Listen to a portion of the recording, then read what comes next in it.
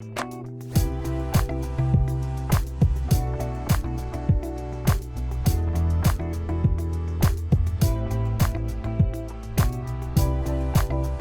meus amigos, olá minhas amigas, tudo bem com vocês? Hoje, na estreia do programa Café com o Professor, nós vamos ter a honra e a alegria de entrevistar o professor José Wilton Fernandes da Silva, ou simplesmente o professor Wilton. Ele é professor na rede escolar do município de Cabedelo, essa figura simpaticíssima e competente. Professor Wilton, tudo bem? Como é que vai? Tudo bem, Rogério. Agradeço os elogios, tá certo? De fato, sou o professor Wilton e tenho o maior orgulho, ser professor no Brasil não é tarefa fácil, e principalmente em Cabedelo, é tarefa difícil. Mas estamos aqui para essa conversa boa, de professor para professor, Maravilha, muito bom começar nosso programa, já entrevistando um outro professor para a gente comentar mais, entender mais os desafios, e os problemas, mas também a felicidade de exercer essa função que é tão bonita, tão admirada, Nem sempre reconhecida, mas tão admirada e sempre comentada. Mas vamos lá, para a gente começar a nossa entrevista, vamos deixar o público saber um pouco mais quem é o professor Wilton, a partir de alguns elementos biográficos. Você me disse que é do Recife, comenta um pouquinho sobre seus pais. Quem era seu pai, quem era sua mãe, como é que era a vida lá na sua casa, qual era a atividade profissional deles? Rogério, você agora vai me fazer buscar um pouco a lembrança da minha casa, tá entendendo? Relembrar um pouco a minha história. Nasci numa família de pais muito humildes, minha mãe do lar, meu pai trabalhava como prestanista, que era vendendo a vida do ambulante, que saía vendendo as coisas de porta em porta, e tal, no cartãozinho e tudo isso, aquilo. O nome mais clássico era o mascate. Era o mascate, pronto. Mas que aqui na tradição da gente aqui no Nordeste é o prestanista. Minha família, quase toda a parte de tios, todos são prestanistas e trabalham com mascate, Sim. Pronto, então eu sou filho de um pai, assim, trabalhador, sim, de uma mãe do lar, de uma mãe doméstica, uma família muito humilde, simples mesmo. Quantos irmãos, irmãs? Éramos 5. Sim. Éramos 5. Faleceram 2. E agora só estamos 3, Uma família pequena de 5 irmãos e agora só tem 3. Eu era o quarto, e agora eu sou o último, porque eu sou o mais novo agora, falando. Sim, que é o caçula. Sou o caçula porque o mais novo faleceu há uns 4 anos por aí, aproximadamente. Então, um pouco da minha história, isso nasci no Morro da Conceição. Sim. Hoje é um santuário lá, santuário do Morro da Conceição. É engraçado que o Morro da Conceição é conhecido como um ambiente de luta, de resistência. O Morro da Conceição teve uma figura muito grande, vamos dizer assim, que a Igreja Católica não conseguiu absorver, que era o Padre Reginaldo Veloso. O Padre, sim, Reginaldo Veloso, um expoente da teologia da libertação. Que bacana. Certo? Então teve um entrelaçamento aí entre a sua formação e a figura desse padre. É uma figura inspiradora para você? Para mim foi. Eu entrei na igreja, Quando eu entrei na igreja, inclusive já está na minha história aí um pouco, Eu sempre estudei em escola pública, estudei em escola pública, Estudei em escola no Morro da Conceição. E estudei em escola também nos bairros embaixo, de Casa Amarela. Sim, então sim. Essa foi minha região de estudo. Bairro conhecidíssimo do Recife, o bairro Casa Amarela, Com certeza, Casa Amarela. E aí, assim, eu nasci e me criei nessa estrutura. Certo. Escola pública, desde humildes. O início até o final do ensino médio, sempre em escola pública? Sempre escola pública, sempre escola pública. Tanto meus pais não tinham condições financeiras, poderia até se apertar como qualquer trabalhador, se apertando aqui uma coisa ou outra, mas seria uma tarefa bem difícil, Difícil. Para a gente seria difícil, mas sempre foi em escola pública. E durante a escola, tinha alguma matéria mais que você gostava mais? Algum professor ou professora que admirou e que serviu também de inspiração? E aí vai um pouco da minha vocação. Agora você fala um pouco, nessa sua pergunta aí, introduz um pouco a questão da minha vocação, vamos dizer assim. Isso. Ser professor também tem a questão de ter vocação. Eu acho muito isso, esse vocário, que é coisa do coração. Você foi sentindo, que gostava daquela função, aí é isso. daquele. Eu tive professores, Rogério, ao longo do meu ensino, vamos dizer assim, não tanto o fundamental, que chama de fundamental hoje em dia, que é do 6º ao 9º, fundamental 2, mas assim, mais no médio. Certo. Mas ao longo do fundamental, do 1, do que era a quinta série, sexta série, sétima série, oitava série. Ao longo desse período aí, eu me identificava muito com disciplinas humanas, história e geografia, português também, né? Acho que a proximidade das disciplinas... As questões econômicas, as questões sociais, né? Que apareciam com mais brilho, assim, que você gostava de discutir, sabe? Pronto. E eu gostava muito de história, ler, querer entender as coisas, porque... sei lá, porque porque determinado fato histórico foi assim, eu começava a ler, buscar, tá vendo? Mas também tinha que trabalhar, né? Realmente tinha que trabalhar. Mas tive professores inspiradores, tá certo? Tive professores que eles gostavam mesmo de trabalhar com a história. Eu tive uma professora, acho que era no 7º, era no 8º ano, não lembro bem o nome dela. Ela falava assim com uma simplicidade muito boa sobre a história e mostrava. Conseguia traduzir bem para você? Bem para a gente. Explicar bem, deixar claro. Ela gostava de ler, chega para a gente, vamos abrir o livro, vamos estudar a história, ler e perguntava. Era uma dinâmica muito boa e isso me agradou bastante. Então, eu acho que foi por isso que eu inclinei muito para a história, tá entendendo? Mas eu fiquei entre história e geografia mesmo também. Isso no início do ensino fundamental, que é fundamental. No médio, não. No médio já mudou a história. No médio eu também, não teve uma mudança grande, mas teve uma continuidade. Aí veio os estudos de filosofia, de sociologia, e aí a minha inclinação para filosofia, tá indo para sociologia, sim. Por aí. Certamente seus estudantes, atualmente, seus estudantes, devem sentir um pouco ainda desse eco, né, dessa metodologia da professora, né, tentar ser claro e transmitir, como se costuma dizer, né, repassar, discutir com os alunos os problemas da realidade e todo o trajeto histórico do nosso país, né? Mas me fala um pouquinho ainda na tua vida escolar. E você teve que trabalhar em algum momento? Como é que era? Eu passei um longo tempo da minha vida, desde a quinta série, os 10 anos de idade, eu trabalhava durante o dia e estudava à noite. Isso já aconteceu também? Trabalhava também, Rogério. Trabalhava com meu pai também. Então você foi prestanista também? Também foi auxiliar de prestanista? Sim, e era bom. Eu conhecia muitos lugares e tal, subia, descia escada, as ladeiras do Morro da Conceição, outros bairros, a gente andava bastante. E com meu pai eu também ajudava bastante nisso. Aí depois trabalhei como mecânico de oficina, mas não durei muito tempo não. Passei acho que deu 1 mês, 2 meses por aí, não dava muito para mim essas coisas. Eu passei 3 anos como mecânico, estudando à noite e como mecânico durante o dia. Nesse período a gente consertava muito Fusca, né, muita Brasília, eram os carros que existiam na época. E foi nesses carros que eu aprendi a trabalhar. Mas e aí como é que era compatibilizar o trabalho e os estudos? Muito esforço, era difícil? Como é que era estudar à noite? Para mim era difícil, tá entendendo, Angélica? Para mim era difícil porque assim, depois no médio eu comecei a trabalhar à noite. Comecei a estudar à noite, aliás, né? Comecei a estudar à noite. E durante o dia eu trabalhava, conheci um advogado, né? Eu já estava inserido dentro da igreja. Já estava dentro da igreja. Queria ser coroinha, aí começou a querer ser padre e tal. Você então aí eu pensou então também seguir a carreira religiosa, ser padre? Isso, está um pouco na minha história. Então eu pensei em ser padre. Mas, rapaz, vou querer ajudar o povo. Isso era uma coisa da tua casa ou foi o padre Veloso? Não. Isso aí foi porque assim... Sua família era religiosa ou não seus muito. Pais eram... Não muito? Não muito. Meu então pai e minha mãe... Foi uma coisa mais sua? Foi. Assim, eu tava querendo ficar com a menina lá. A princípio que ela era coroinha. Então o negócio foi o amor. Foi por aí que eu acho que eu achava interessante e tal.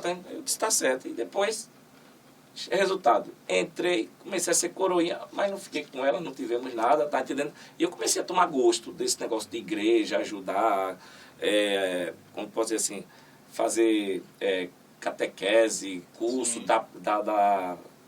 servir ao altar. E aí começou a evangelização, servir ao próximo. Aí vem as ideias de Jesus que são fascinantes para mim e começaram a cativar mais e mais em mim um projeto de vida, tá entendendo? Um projeto de vida que seria voltado para os mais pobres, os mais humildes. Então essa opção pelos mais pobres, essa coisa de lutar com as pessoas que estão mais na base social, nasceu com a inspiração de Jesus e dentro da igreja. Aí teve santos, que a Igreja Católica acredita em santos, tá entendendo? Então teve santos que também influenciaram um pouco o meu discernimento para poder entrar na igreja. E o ápice e o clássico é o São Francisco de Assis, que é um ícone, tá entendendo? Para mim o São Francisco de Assis é um ícone de pessoa. considerado tá certo? um dos pais da ecologia. O pai da ecologia, né? tá certo? É. E, salvo engano, no ano 2000 foi eleito o Homem do Milênio, parece, salvo engano. Uhum. Então, São Francisco de Assis, aquela ideia de pregar, de falar de Deus, de falar de Jesus, Simplicidade tratar as também, pessoas né? de irmão, tá entendendo? Então, esse projeto todo influenciou a minha vida bastante. Aí, participei de encontros vocacionados, franciscanos e tal. E depois, trabalhando com advogado, também eu trabalhei com advogado, hoje eu sou advogado e acredito que tem um pouco essa influência desse advogado também que eu trabalhei com ele, tá? E nisso aí ainda nesse período de discernimento. Uhum. Ah. Bem, e falar um pouco mais de trabalho. Além de prestanista, de mascate, né, com seu pai, o que é que vocês vendiam exatamente? Tudo, Rogério, tudo. Só não droga.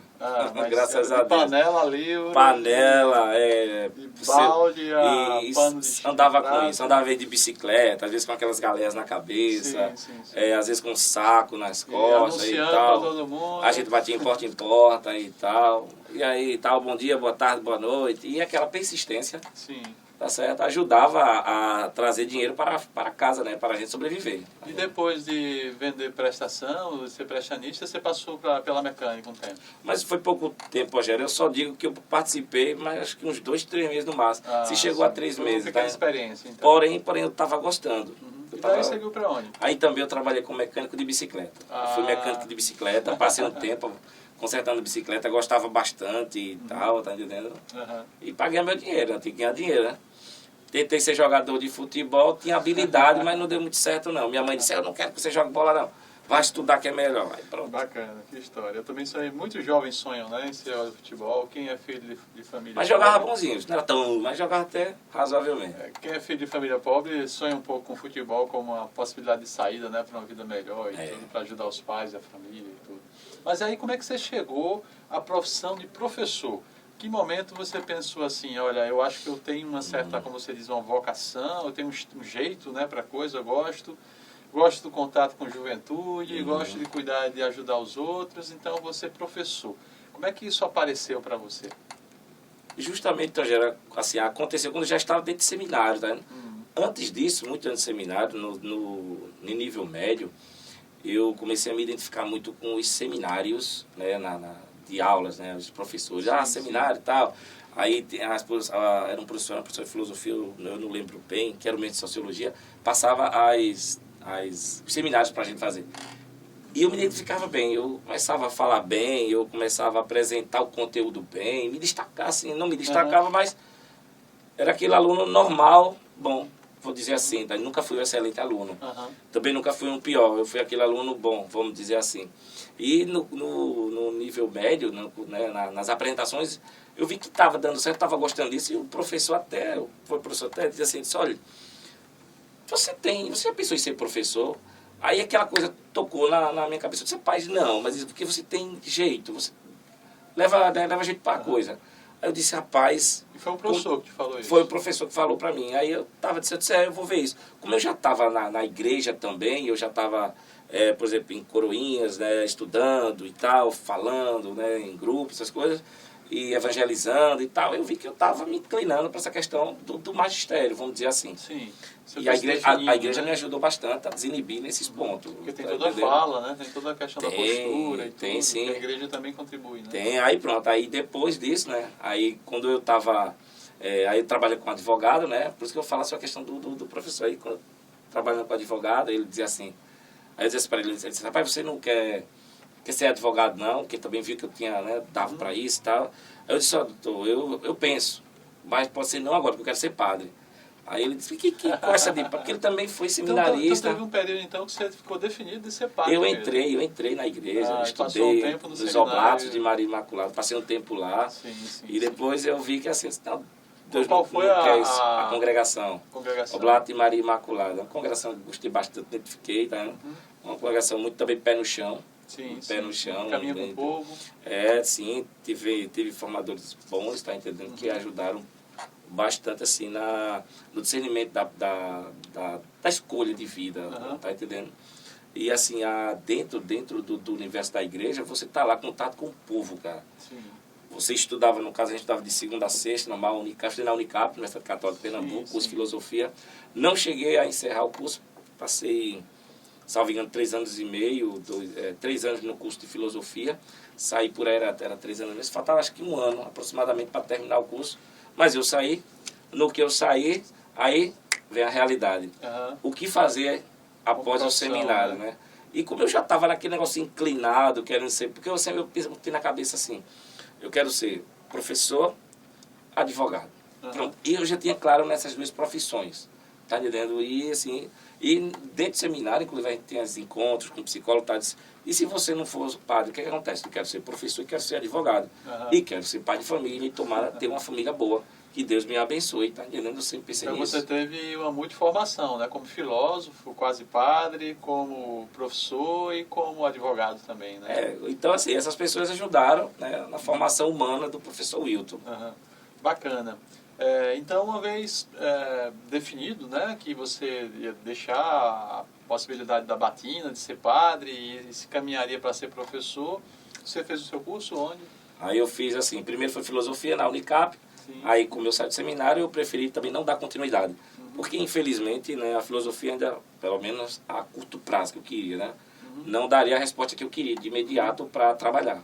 Também a filosofia, é bom que se diga, ela passou um tempo fora da grade curricular escolar por conta da ditadura militar brasileira, né, que retirou filosofia e sociologia, que achavam disciplinas subversivas, né, que atacavam o governo. Então, a história e geografia permaneceram, né? Aí você optou pela história. Aí assim, aí depois disso eu fiz, né? Aí quando eu saí do seminário, eu disse, vou agora migrar para história, que eu queria fazer história, né? Sim. E era um curso que eu queria, história, filosofia e direito.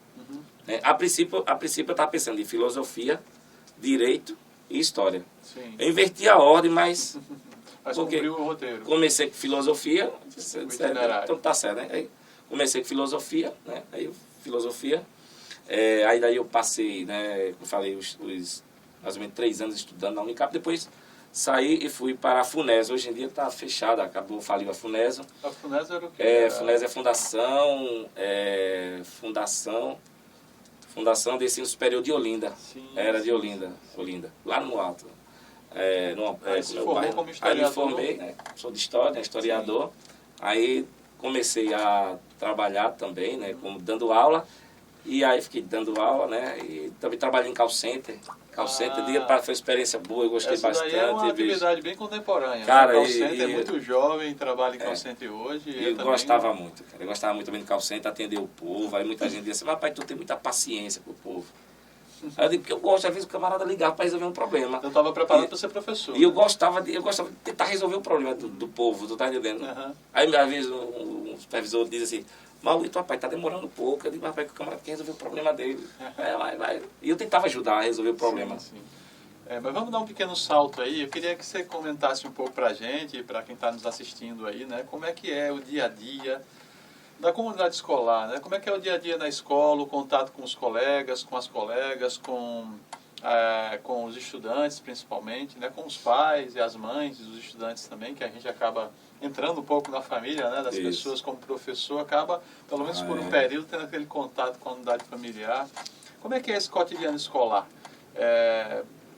Tem professor, tem corrente que diz, não, o professor não pode se envolver muito afetivamente com os alunos, né? Mas sempre acontece, você vira amigo de estudante, tem contato com os pais, aí o contato vira, às vezes vai para o telefone, você começa a trocar informação sobre o desenvolvimento dos jovens, todo esse acordo, né, essa aproximação pelo cuidar, pelo proteger e para ajudar a desenvolver, principalmente a juventude, mas todos aqueles que passam pela escola. Mas comenta um pouquinho aí, como é que é esse dia a dia para você? Assim, Rogério, vamos dizer assim, ao longo da formação de história, né, ao longo dessa formação aí, eu acho que eu me identifiquei com Paulo Freire. Sim. Eu acho que isso é comum, né? Sei lá, professor de geografia, né? Brasileira, né? Professor de geografia, professor de história, filosofia, sociologia. Tem uma inclinação para... Né, são ciências críticas, né? Tentam criticar a sociedade. E assim, eu tive professores na universidade, né? Na FUNESO de história, né? Professores davam palestra pra gente, assim, muitos de cunho de esquerda, tá entendendo? Nessa linha muito mais social, marxistas, assim. Muito necessário ao Brasil, pelo país que nós temos, né? Exclusão social. E era essa formação. E aí, assim, parecia que era um jargão que eu levava na cabeça, né? Vamos dizer assim, que seria aquele de Paulo Freire, que educação não muda não muda as pessoas, né? Muda a sociedade, não muda a sociedade, né? Muda as pessoas é que mudam a sociedade. E isso eu levo como mantra até hoje, é por isso que eu insisto na educação. Então, assim, a cada dia para mim, a cada dia até eu uso assim a expressão que se eu me levantar e eu não acreditar na educação, tomara que Deus me leve. Eu digo isso. Pode ser até pesado, porque assim, eu acredito que a educação ela pode mudar de fato as pessoas, e as pessoas mudam a sociedade, né? muda o mundo. Sem educação não tem sonho, cara. Não tem sonho, não tem um mundo melhor, não tem um mundo justo e perfeito que a gente pretende criar, tá entendendo? Mas eu queria que você comentasse um pouco mais no sentido assim, que eu tenho ouvido muito e é uma coisa que acontece, muita gente vê muito no Instagram, uma certa promoção, um discurso que diz assim, mas os alunos estão muito violentos, tem aluno querendo bater em professor, não sei o quê. E na minha experiência como professor, 99,9% das relações são de carinho, de afetividade, né, de aproximação, de amizade. Então, como é que eu queria que você comentasse essa coisa mais próxima, né, do cuidado e do afeto com essas pessoas, com as famílias? No dia a dia, né, no meu dia a dia, assim, os alunos gostam, eu sei que os alunos gostam de mim, tá certo? Eu sei que eles gostam de mim, eu gosto também deles. E eu digo sempre para os pais, assim, eu digo para os pais quando tem reunião e tal, aí eu sempre digo assim, olha, eu vou ser chato com os filhos de vocês até o último ano que eles estiver comigo, até o último ano, porque eu amo, eu quero que eles sejam pessoas boas e do bem. Gente, vem entender mais por aí. Eu quero gente boa. Tá entendendo? Então, assim, eu consigo passar para o pai e para a mãe essa coisa que é interna, esse sentimento que eu tenho de construir um mundo melhor.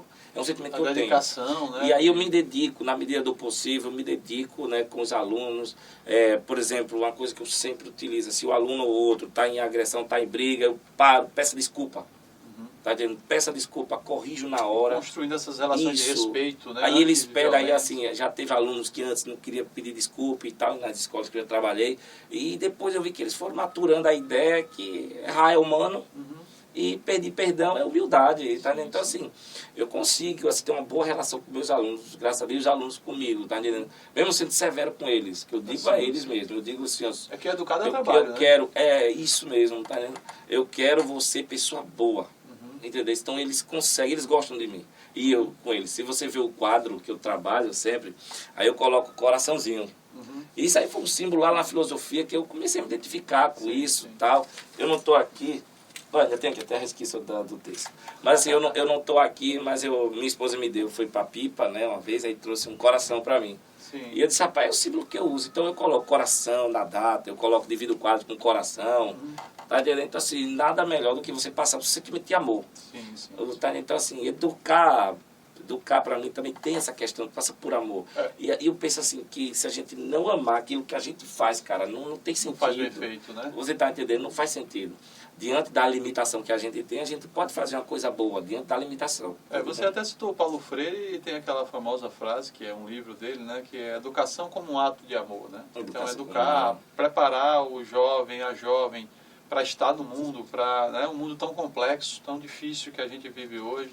Então, preparar para enfrentar a vida, né? A escola tem muito esse papel, os professores e professores têm muito esse papel de preparação. E isso, é claro, requer muito empenho e compreensão, mas também o canal principal de educação é, sem dúvida, o afetivo, o amor, né? O carinho. E eu consigo chegar na vida do aluno, Rogério, assim, nós professores, né? Eu não sei se também a disciplina em si influencia, né? Tá entendendo? Às vezes o olhar que a gente tem social da realidade ajuda a você introduzir a disciplina e trabalhar. E os alunos, assim, eu percebo que os alunos, eles também percebem que eu tenho esse interesse deles mudarem. Você, tá e com os pais, e as minhas aulas sempre são, eu digo assim, toda aula de cidadania, toda aula de história praticamente é uma aula de cidadania. E a história, ela consegue mexer na vida da pessoa. Levar a reflexão, né? Consegue, tá certo? Uma vez você entrou lá na sala e você viu, né, lá com os alunos, e assim, os alunos, assim, eles gostam, tá entendendo? De serem, às vezes até provocados, porque eles não podem entrar numa aula de história e sair do mesmo jeito, não. Tem que dar Tem que ser transformador. Isso, eles têm que mudar. Você tem uma experiência transformadora. E refletir, tem que refletir. E me queria também saber um pouco, além dessa relação com os estudantes, como é que é a relação com os pais? Porque ser professor é um pouco dividir com os pais a tarefa de criar, né, de educar os filhos. E como é que tem sido o contato com mães e pais na escola, fora da escola? Você chega a visitá-los? Também queria perguntar para você se tem algum caso, algum momento que você queria destacar das relações, tanto com os estudantes como com os pais. Sim, Rogério, ser professor, cara, eu acho que é coisa maravilhosa, tá entendendo? Ser professor. Eu sempre digo assim, você pegar o barro e fazer um jarro, tu tá entendendo? É feliz, né? Eu fico feliz. E isso aí é um karma do professor. Quando você vê um menino dando trabalho aqui, mais tarde é um grande profissional, você está entendendo? E você saber que esse menino ele passou por suas mãos e você conseguiu, não só você, como os demais, é um conjunto, está entendendo? Sim. São vários colegas e conseguiram formar esse vaso brilhante que serve. Tá entendendo? Então, assim, com os pais eu sempre tenho uma relação assim muito boa, porque os pais eles confiam em mim. Eu acho isso positivo, saber que o pai ele acredita no meu trabalho. Tem que ter uma relação de confiança, e eu digo, né? Né? Sempre, o mal que eu desejo aos meus meninos, que eu chamo meus meninos, que sejam brilhantes seres humanos. Você está entendendo? Eu digo para os pais isso abertamente, pai, o mal que eu desejo para o seu filho é que ele seja uma excelente pessoa. Que ele seja um agente transformador. Sim. Eu quero isso do seu filho. E os pais gostam. E eu digo, eu vou ficar no pé dele. Eu vou ser chato com o seu filho. Pela ter permissão, pai, né? E eles gostam. Aí eu brinco assim, às vezes, até brinco e tal. Eu digo, olha, não leve isso muito a sério, não. Mas ele tem duas orelhas. Só puxa uma, eu puxo a outra. E a gente vai fazer esse menino ser brilhante. Porque, Rogério, em Cabedelo tem aluno brilhante, cara. Sim, eu tenho alunos brilhantes, que eu sei. Olha, eu vou dizer a você, eu tenho uma turma do 9º ano lá no Plácido de Almeida, cara. Você dá aula em duas escolas? Duas escolas. É o Plácido de Almeida e o que é no Renascer e a Escola Municipal, vereador, o Pedro Américo, da Silva, né, no Jacaré. Sim. E também a turma... Jacaré e Renascer. No Jacaré e Renascer. Bacana. E assim, eu tenho um aluno no Jacaré, assim, que são fenomenais, cara. São brilhantes mesmo. E eu amo meus meninos, eu digo que são meus meninos. Tá lá com teus filhos e tal, eu digo, olha... não são assim, eu digo, olha, não são meus filhos biológicos, mas eles são meus filhos assim por afeto e por ideologia, porque ali é a minha massa bruta, ali é a minha pedra bruta que eu tenho que polir, eu tenho que talhar aquela pedra ali para ser pessoa boa. Tu tá entendendo? Então, os pais gostam disso, os pais gostam da seriedade do cara. Eu sempre digo para os pais, eu digo, pais, olha, o seu filho quando estiver aqui na escola, eu vou fazer o possível e o impossível para ele ser pessoa boa. E eu digo para meus alunos, olha, eles são os mais importantes naquele exato momento. Tá dentro do meu filho está na escola. Mas naquele exato momento lá, aquelas pessoas que estão à minha frente são pessoas importantes. Aí eu migo para outra sala, aquelas outras pessoas são as mais importantes também. Sim. É aquele momento ali, você fazer o melhor naquele momento ali, tu tá entendendo? Transformar ali. Então assim, os pais, eles gostam de mim. E assim, quando eu ando, às vezes, quando eu na rua e tal, converso com o pai com o outro, aí vem aquela conversa, brinca, aperta a minha mão, me abraça, tu tá entendendo? E isso é confiança, Rogério. E os pais os pais sentem em mim seriedade e me dão a confiança. Porque sabem que eu estou fazendo uma coisa certa. Sabe que isso fortalece a profissão. Sim. Isso fortalece a vocação, tá entendendo? É você tá ali com um propósito. Fazer a sociedade melhor. Isso é o papel da educação. Então os pais, eles acreditam nisso. Tá entendendo? Que a escola é um ambiente para isso também. Eu digo que é importante para eles. Família, igreja, que eu acho importante também, porque de igreja dá uma certa formação. A pessoa pode optar por querer ir para a igreja, mas eu acho importante também, eu acho que é um instrumento importante. E escola. A escola ela é muito importante, né? A prática da escola, na escola o aluno aprende a formação cidadã. A escola é para dar, vamos dizer assim, ensina os alunos a se tornarem melhores, né, pessoas, né?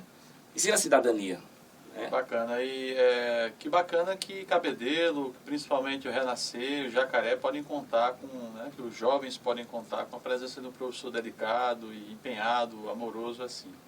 Mas a gente sabe, né, professor, que a vida na escola, a vida na comunidade não é só de coisas boas, né, não é só de momentos felizes.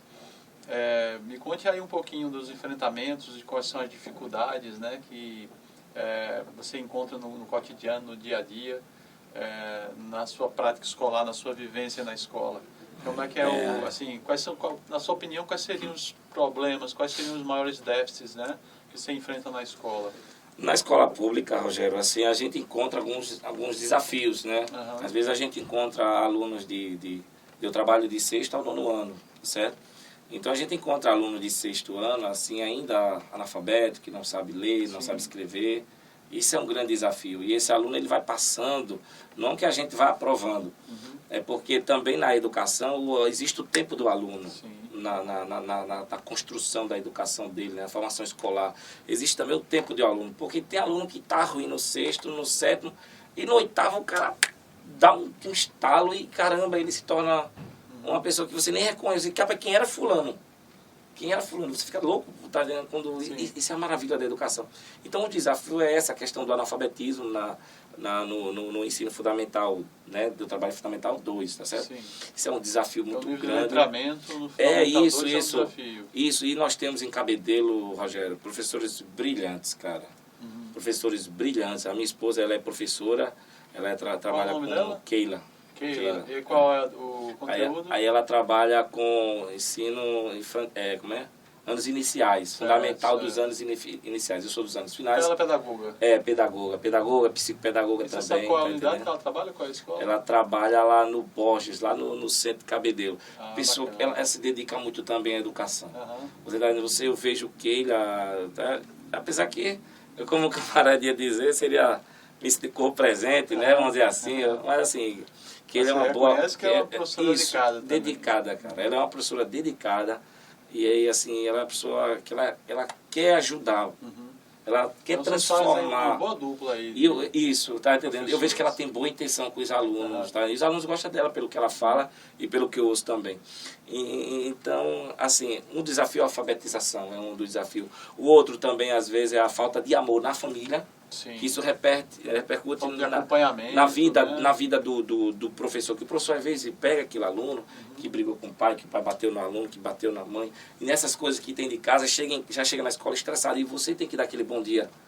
E tem que dizer bom dia o quê? Então, caramba, bicho, e você tem que contornar essa situação. Sim. Tá dentro, rapaz, por que não tá bom? Aí você brinca aqui, acolá, dá um jeitinho, e de repente aquele rancor se torna num sorriso, cara, isso é bonito, isso é muito bonito, então eu gosto. Eu vejo assim que também, às vezes, a massa bruta que vem de casa, às vezes ela vem dolorida. E a gente tem que trabalhar com ela para ela sair sorrindo. A escola, infelizmente ou felizmente, eu não sei, está sendo esse ambiente terapêutico. Está sendo esse ambiente terapêutico para poder transformar essa dor em amor. Entendeu? E o aluno, às vezes, vem com isso. Então, é outra coisa, enfrentar questão da família, outra, a miséria, a pobreza, ter dificuldade em alunos que jovens, os alunos muito pobres, demais, muito cara. carentes, Principalmente, como a gente diz, aquela divisão da BR, do lado do rio e do lado do mar. Então, assim, do lado do Berlim, de Cabedelo, né? Vamos dizer que a BR seja esse muro de Berlim mesmo. Então, assim, essa divisória que existe, a gente vê, às vezes, aluno que, de fato, tem alunos que conseguem ter as 3 refeições, tá entendendo? Isso tranquilo. Mas tem alunos que só tem uma.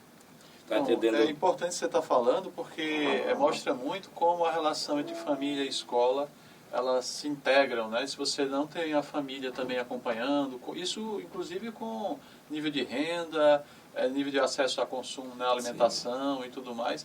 Quer dizer, se você não tem no ambiente da casa, da família, essa estrutura, isso é danoso, isso atrapalha também a formação escolar, né? Assim, isso, Rogério. Então a gente assim, pega assim, esse grupo que tem essas dificuldades, esses alunos, e a gente, na escola, a gente tenta... Eu cobro demais da gestão municipal, merenda de qualidade. Eu já fui até conselheiro municipal de Cabedelo, tá certo? Passei também, está no meu currículo, ser conselheiro municipal de educação. E quando eu era conselheiro, eu cobrava muita coisa, né? Aí muitas vezes, tudo tem para os teus alunos, porque meus alunos são importantes, acabou-se. Pouco me importa. Mas que tu defende muitos alunos, defendo os alunos. Eu defendo porque eles são importantes para mim. Aí eu digo assim, eu sempre digo assim, Rogério, eu quero um mundo melhor, cara. Eu quero um mundo melhor e tem que passar pela educação. Bacana, a gente vê muita verdade aí na tua fala, né? Muito desejo de transformação. Isso é muito bom, a gente vê um professor com essa gana, né? Um professor que não desiste, que está lá na frente. Mas eu queria também que você comentasse um pouco sobre a infraestrutura das escolas, como é que é? O que é que falta? Quais são os defeitos principais que você encontra nas salas de aula, nos corredores, nos prédios, né, e nos materiais que são disponibilizados, os equipamentos na escola? Comenta um pouco isso.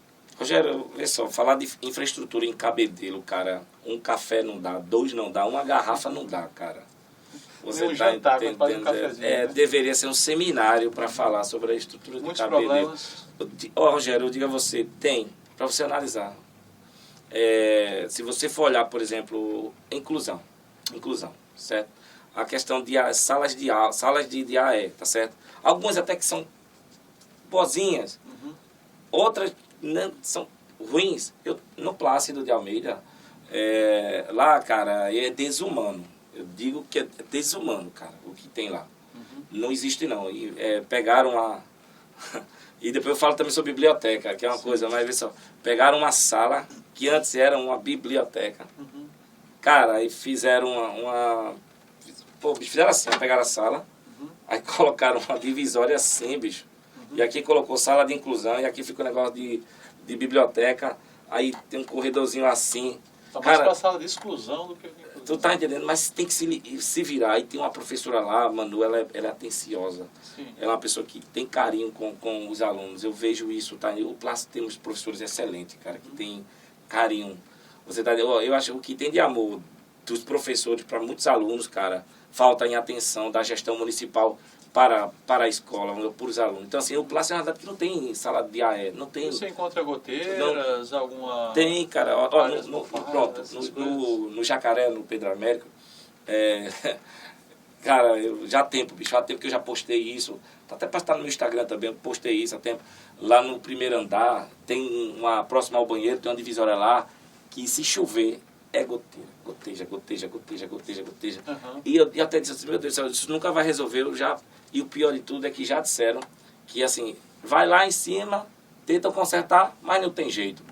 Isso pra mim, cara, isso aí pra mim é uma derrota da engenharia. Sim.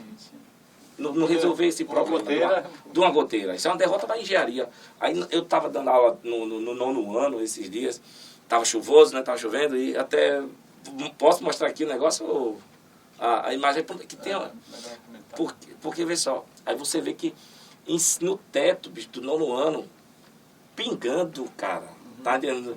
Caindo goteiro, eu olhava assim, poxa, os alunos disseram, professor, para isso aqui. Eu disse, isso aí tem que ser do município, tá? O gestor municipal que tem que olhar isso aí. Agora, vê só, a escola, vou dizer a você, Rogério, eu tenho 2 gestões que eu considero boas. Você tá, eu tenho um contato com uma boa relação com Belinha, que é do Plácido. Sim. E ela é uma pessoa atenciosa, é uma pessoa que sabe ouvir, sabe escutar, e todos os problemas ela passa para a gestão municipal. Então, assim, passa para a gestão municipal, se resolve ou não, ela fez o papel dela. A gestora que eu considero boa. No vereador Pedro Américo tem Júlia e Valdo também. Eu falo Júlia. Essa situação que você encontra aí, às vezes, de goteira, de falta de infraestrutura, não é uma culpa direta da gestora. A gestora até tenta resolver. O problema é a gestão central lá da prefeitura. Partir para lá, problema. Ó, para você, outro ponto lá, no Pedro Américo, eu tive que tirar foto da janela e do banheiro, os alunos no banheiro de baixo. Os alunos do banheiro de baixo, eles não, assim, eles iam fazer xixi, mas não tinham porta, cara. Caramba. Teve um aluno autista para mim que chegou para esse professor, eu não vou fazer mijar aqui, não. Falou mesmo assim, porque o passe fica me olhando. Cara, tu tá entendendo? Total falta de respeito, então, isso atrapalhava a vida. Eu tive que tirar foto disso e cobrar. Cobrei. Coloquei até no Rips Cabidelense, coloquei lá. E aí, cara, houve a solução. Cara, eu tô feliz. Se você for no Pedro Américo, ou qualquer um que for lá no Pedro Américo... Já tem porta no banheiro? Já tem, graças a Deus tem. Tem, e eu cobro. Né? Agora lá também tem se tu vê lá, tem uma que eu acho também que é a decretação de falência da engenharia. Vou usar essa expressão, porque, ou da equipe de engenharia, eu não sei se eu... Porque, ó, no Pedro Américo, cara, colocaram uma caixa d'água na cozinha. Olha só, uma caixa d'água, tá lá a mesa... Aí colocaram uma caixa d'água, parece que 1000 litros, não sei quantos anos. Colocaram uma caixa d'água, Rogério, e essa caixa d'água está lá aproximadamente uns 2 anos, pode ser mais. Mas eu não quero pecar. Olha só. Em cima tem caixa d'água. Sim. E embaixo tem caixa d'água. Olha só. A caixa d'água, aí tem um motor para levar a água da caixa para a caixa lá para cima. Para poder distribuir. Cara, essa é obra de engenharia, isso aí. você tá entendendo? O próprio IFPB, gente, para examinar isso aí, essa invenção aí da engenharia. Pode ir, é um cara. milagre. Pode ir lá. Não, porque isso é pra estudo. Porque assim, vê só, isso é uma burrice, cara, com todo isso. Porque tem caixa d'água lá em cima. Aí, olha só. Aí a resposta é que a água ela não consegue subir. Aí tem que colocar um motor para bombear da caixa para ir para lá. Meu amigo, até agora, há mais de 2 anos, a equipe de engenharia do município de Cabedelo não resolveu isso. Rogério, meus alunos conseguiram resolver. Eu fiquei admirado. Meus alunos até... Havia solução, Teve né? meus alunos que disseram assim, olha só, ô professor, aquela caixa d'água atrapalha a gente, às vezes ali e tal, na cozinha, e tal, atrapalha isso. Aí eu disse, Aí disse, e por que não coloca essa caixa, já que não pode subir, não coloca aqui, cava aqui no chão e coloca a caixa d'água, aterra a caixa d'água. Eu disse, rapaz, isso é uma solução boa. Não ocupa o espaço. Ele disse, para não ocupar o espaço. Sim, sim. Então, se não pode lá para cima, bota aqui pelo menos. Pelo menos faz uma Cara, os alunos encontraram. acomodação melhor. Aí fica lá um motor exposto, com fio para cá, fio para lá, e a caixa d'água, atrapalhando a dinâmica da cozinha. E o pior de tudo é dizer que o município não sabe o que fazer, como resolver aquele problema da caixa d'água. Agora a gestão já passou para lá e fica lá, e você vai lá, qualquer um vai lá e vê a caixa d'água bendita, e ninguém resolve aquilo porque não sabe o que fazer em engenharia. Então, é um acumulado de muitas questões, né, professor? Há assim, um conjunto de problemas, e a gente passando nos prédios que eu já fui visitar da rede municipal, você percebe que são prédios pequenos, tacanhos, né, com pouco espaço. Então, Isso tudo é ruim para a própria Rogério, educação, né? O município de Cabedelo vai enfrentar um problema agora. Um problema também de estrutura. Está tendo a questão de eleição de grêmios.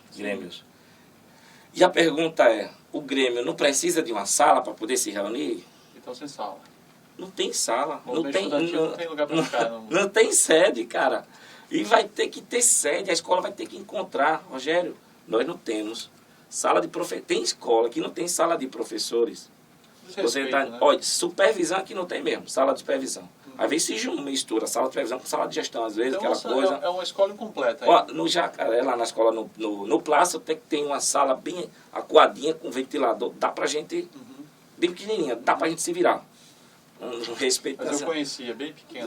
Você vê ali bem aquela coadinha. E no Pedro Américo, a nossa sala de professor, ela está sendo na sala onde a minha faz reforço. A sala dos professores. Por quê? Porque tem ar-condicionado, coisa do tipo. Minimamente possível. Você está entendendo? E outra, embaixo, Rogério, a sala, ela não tem, eu posso estar enganado, 3 metros quadrados, eu acho que é isso, a sala com ventilador. Calor da peste, cara. Eu fico lá às vezes, porque eu, às vezes, né, eu fico lá e tal, mas eu prefiro estar em cima no ar-condicionado. Não está entendendo? Então, assim, sala de professor, sala de supervisão nem se fala. Você tá entendendo? Às vezes é essa coisa. Então, assim, um problema estrutural é isso, quadra. No Pedro Américo, cara, tem uma quadra lá, eu estou falando da realidade que eu vivo, tem uma quadra lá que tem umas vigas de ferro assim, ó, que não era para estar ali, pô, isso era para estar ou o espaço da quadra dentro, ou essas vias tem que ser externas. Rapaz, alunos já bateram, já chutaram aquilo ali, cara, já bateram no ferro, meu irmão. Então, biblioteca. Se você encontra, apesar que livro está virando mais escasso, mas biblioteca nas escolas... mas é importantíssimo. Mas não, cara, você, por exemplo, no Plástico tem essa quadrinha de biblioteca, tá, de livro. Assim... É um arremedo, né? Você está entendendo, assim, nós não temos uma biblioteca.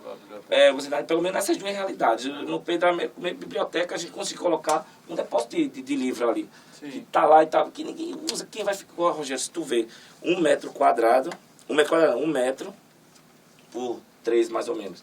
Só livro, botando em livro. Não tem biblioteca. Não tem como, não tem sala de computador e tal. Agora tem outra escola que pode ter, parece que no Rosa Figueiredo, até que tem no Rosa Figueiredo, no Adolfo. Então, assim, o município de Cabedelo é questão de infraestrutura.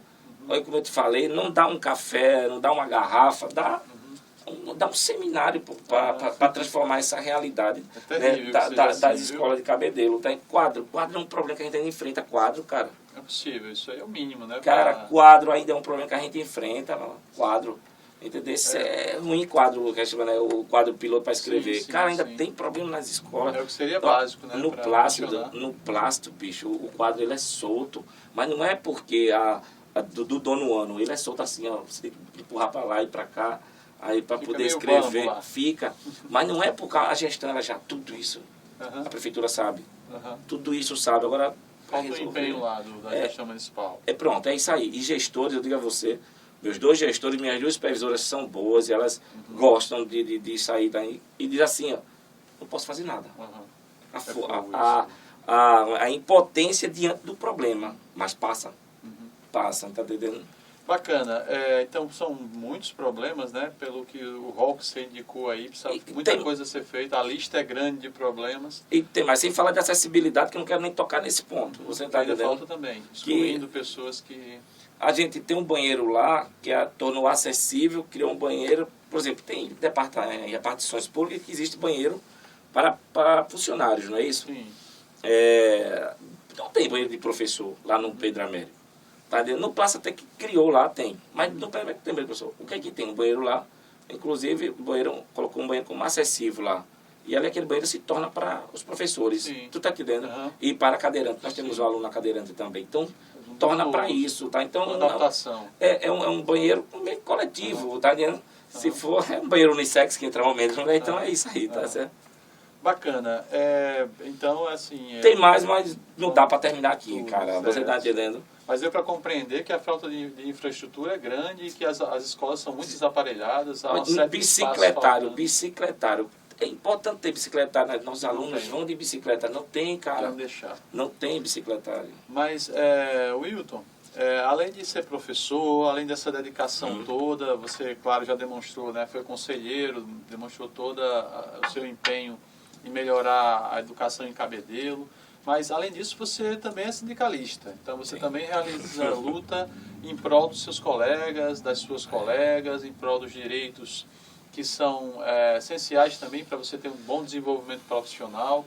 E como é que é essa luta sindical? Quem são os parceiros, as parceiras? Como é que é o enfrentamento com a prefeitura para garantir os direitos? E quais são aí os principais problemas que você vislumbra, que você observa nas carreiras dos docentes e das docentes, dos servidores, né, da educação como um todo? É bom que aí agora você vai falar bem para seus colegas de trabalho, né, as pessoas que acompanham, que vivem esse drama da falta de infraestrutura e tudo nas escolas. Então fala um pouco aí como é que é essa luta, como é que é o enfrentamento, quais são os problemas principais. Rogério, assim, já... Lá no Recife também eu era sindicalista e tal, tá entendendo? Então, construí essa... na época de estudante de DA, entendeu? Isso aí eu tava nesses grupos. E aqui, quando eu vim para Cabedelo, tá certo? Desde que eu pisei aqui, cara, primeiramente já foi luta pra gente tomar posse. Sim. O concurso da gente, né, meu, né, digo da gente, foi do grupo todo, né, uma boa parte. Foi em 2010, cara. Foi um concurso de 2010, eu saí lá do Recife, fiz a prova Cabedelo e tal, saí no Fusquinha com meu irmão. Saímos lá, cara, foi uma viagem da gente, eu vou pra lá e fiz a prova, né?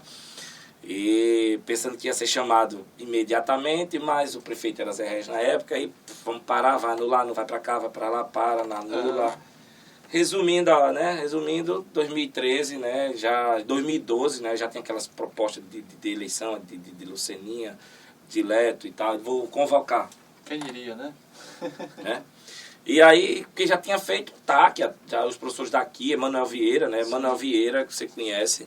Sim, tá certo? Um abraço grande para Manuel Vieira, você nunca vai deixar de lutar pela educação, cara, nunca. Manuel Vieira, né? Inclusive Manuel Vieira me inspira. Me inspira e ele ele inspira, acho que não só a mim, acho que a muita gente. Você está entendendo? Um cara que defende a educação, entendeu? Com unhas e dentes, e ele pensa muito na educação boa, de qualidade, né, e transformadora. A ideia dele é essa. Mas seu primeiro enfrentamento foi para ser contratado. Aí justamente começou daí, né? Foi para empossar, né? Você percebeu logo que a guerra era grande. Já estava começando a luta daí. Eu já sabia que a gente ia enfrentar a prefeitura, e até hoje nós enfrentamos, né? Direto, cara. Assim, ia ser uma constância. Eu não sei se isso é karma do professor, né, do servidor público, lutar contra o poder público, né? Sim. Então, assim, exigir melhores condições. Isso, né? Isso. Porque isso é o mínimo que um gestor público tem que fazer, dar qualidade para o trabalhador. Mas compromisso com a educação é uma coisa difícil de encontrar nas gestões, né? Pronto, claro, com certeza. E até agora eu não vi nenhum, tá certo? E nenhum até agora, tá entendendo? Né, no município aqui eu já tenho 11 anos já de né, de professor aqui no município de Cabedelo.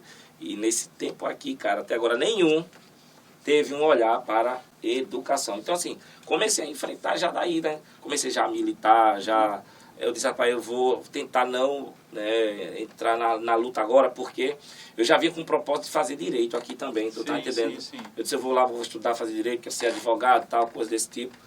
E eu disse, não, vou dar um tempo na militância. Mas é impossível, cara, é impossível quando você... Outras condições, né? Chama É isso, né? cara, a realidade, ela grita, e a pessoa tem que ser muito insensível, muito desumana, se ela não quer ajudar e mudar, transformar a realidade. A realidade, ela grita, e você tem que ajudar, cara. Mas quais são os casos que você tem mais enfrentado lá? Aí assim, nós temos uma equipe muito boa de professores.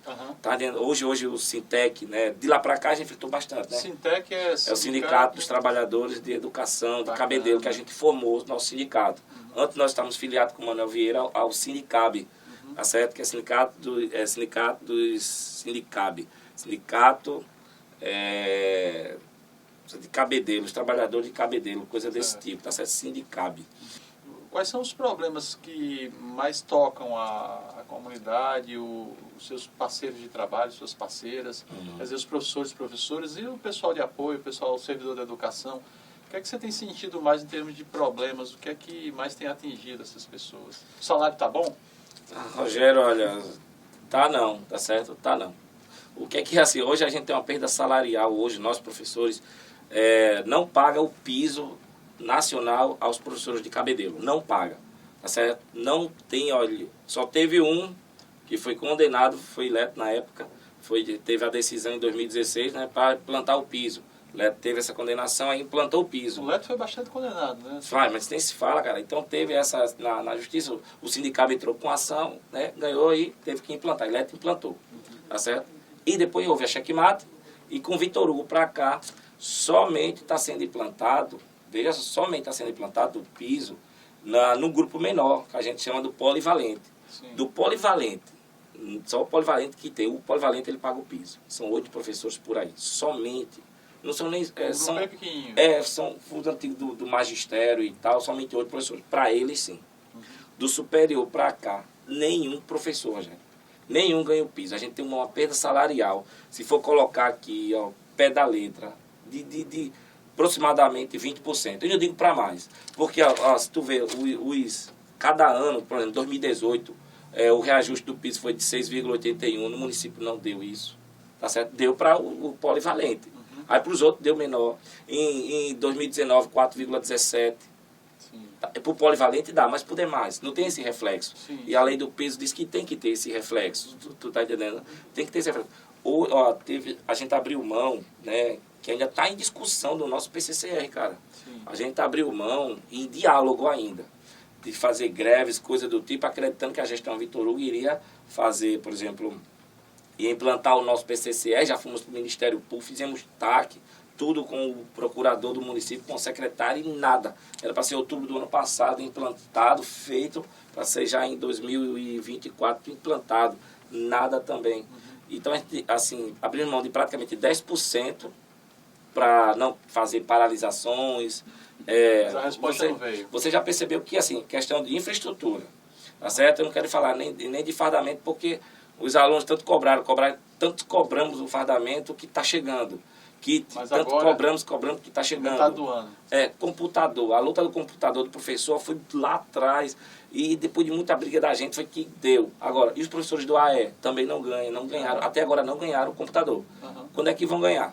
Ninguém sabe. Dizem que todos vão ganhar, mas até agora não. Então, assim, é fundamental, né, para a educação. Inclusive, educação inclusiva, que é o AE, educação inclusiva. Aí, assim, hoje um grande problema que a gente enfrenta é a questão do PCCR, que o nosso PCCR de 2003... Plano de carreira e remuneração. Isso, o plano de carreira e remuneração do servidor, né, do magistério do município de Cabedelo, enfrenta esse problema desde 2003, tá? E até agora nada de se resolver, Então, o problema do PCCR, qual é a sua análise que você faz do plano de carreira? O que é que está faltando lá para ser um plano de carreira bacana para os professores? Nós temos uma equipe já composta, inclusive o Emanuel e a Karina, como diretores do Sintec, eles fazem parte. Eu estou como assessor jurídico do Sintec. E e a Karina e o Emanuel, né? Emanuel está como diretor, apesar que a gente fez feito uma diarquia.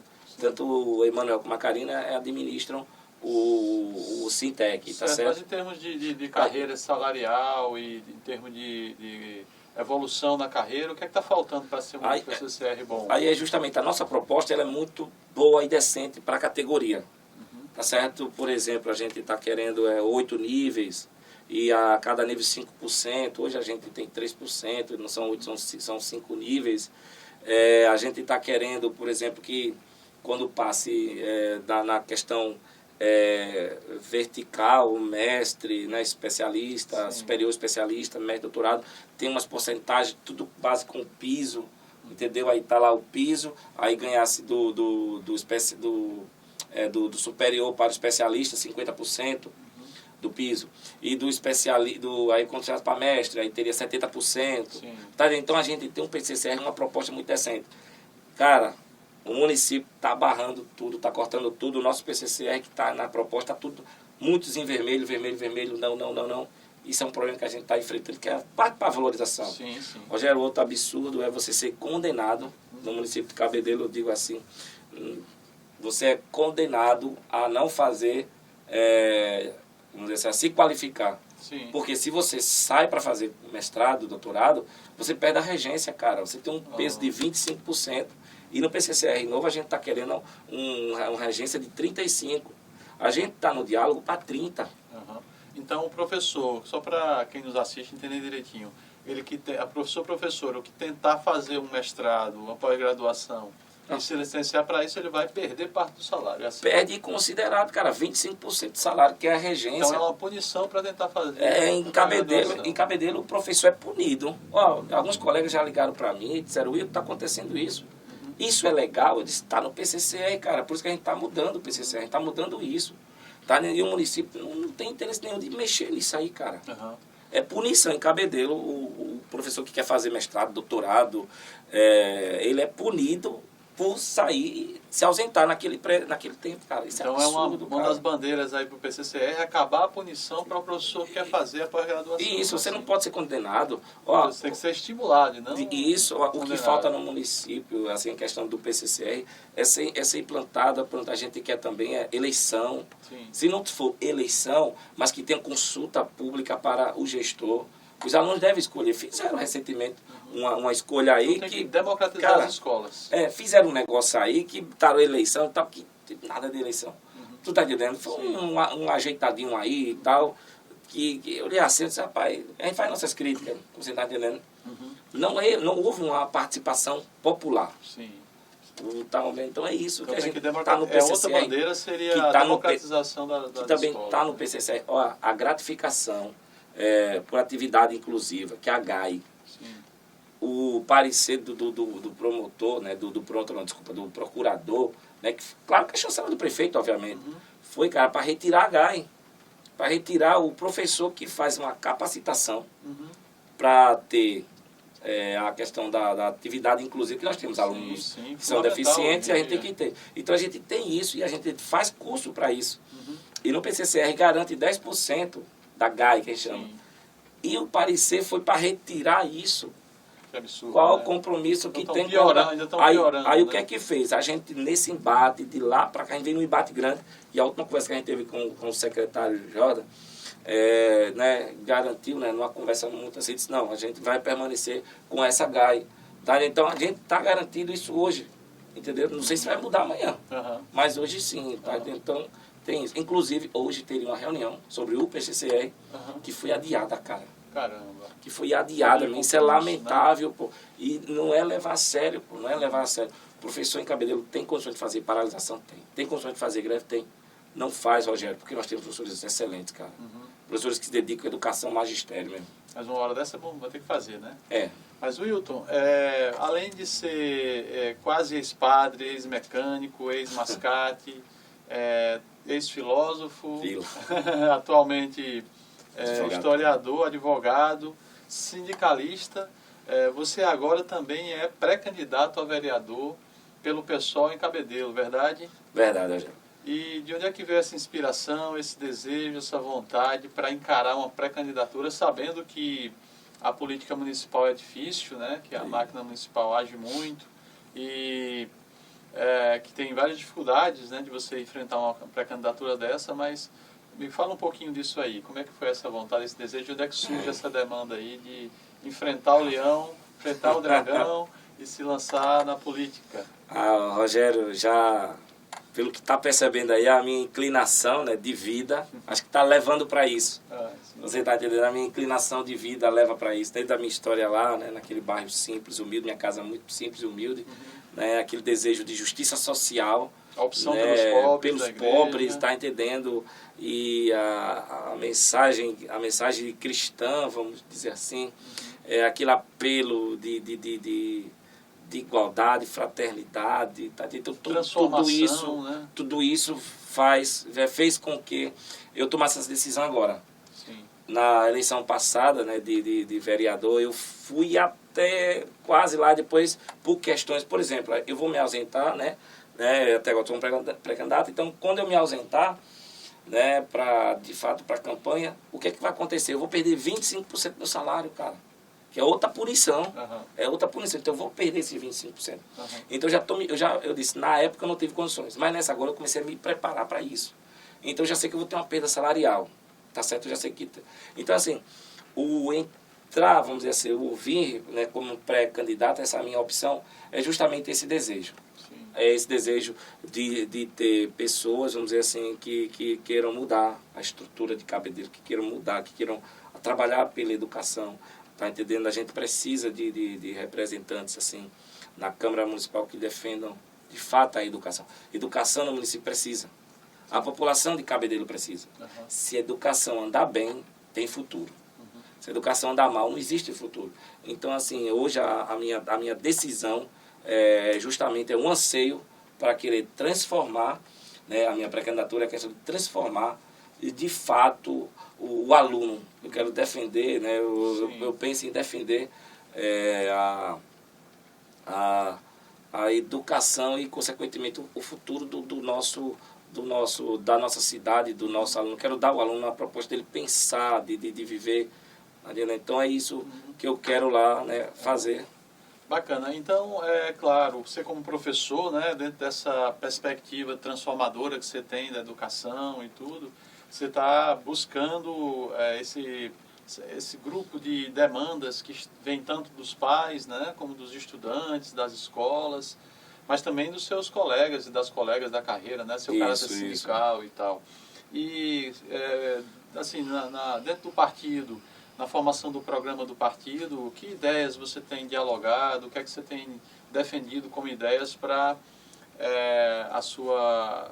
essa entrada na política e, é claro, para o programa do partido do PSOL? Quais são suas ideias principais? As ideias principais, assim, é trabalhar com, por exemplo, com melhoria na educação, né, na qualidade, né, da valorização do profissional. Sim. De educação, tá certo? Então a valorização do profissional da educação é fundamental, isso, né? Cuidadores também, que são altamente importantes, tá entendendo? Então, trabalhar com a valorização, né, trabalhar com o partido com isso, na valorização da educação.